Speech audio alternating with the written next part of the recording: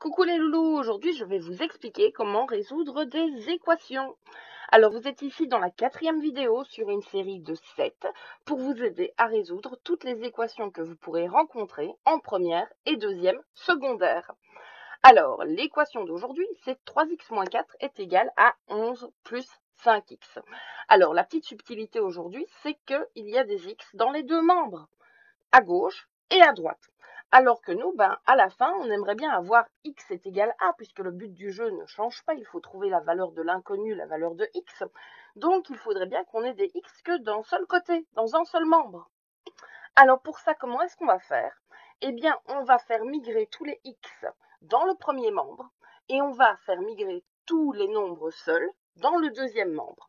Donc ici, le moins 4 va devoir passer dans le deuxième membre, et le plus 5x va devoir passer dans le premier membre. Alors, rappelez-vous ce que j'ai dit dans mes vidéos précédentes. On doit d'abord recopier ce qui ne change pas de place.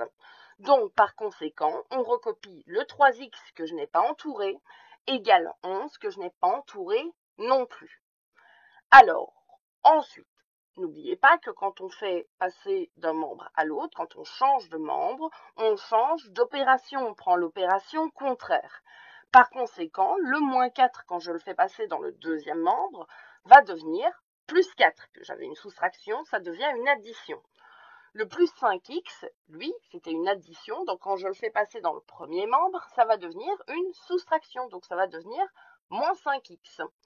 Ensuite, je calcule les deux membres, donc je réduis comme je peux dans mes deux membres.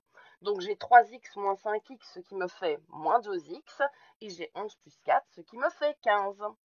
Et je retourne à un calcul, une équation comme on en avait dans ma deuxième vidéo.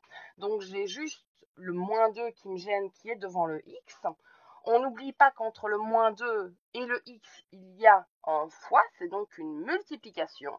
Donc je vais faire passer le moins 2 dans le deuxième membre, et comme il multipliait, il va devenir divisé. Il va diviser le 15. Donc je recopie ce qui ne change pas, et je note 15 divisé par moins 2. Alors là, il y a juste encore une petite nuance en plus, c'est que dans une fraction, on n'aime pas laisser le signe moins au dénominateur, donc on préfère le remonter. Et à la place de noter 15 sur moins 2, je vais noter moins 15 demi. Et donc, ma solution, c'est moins 15 demi. Je la laisse en fraction.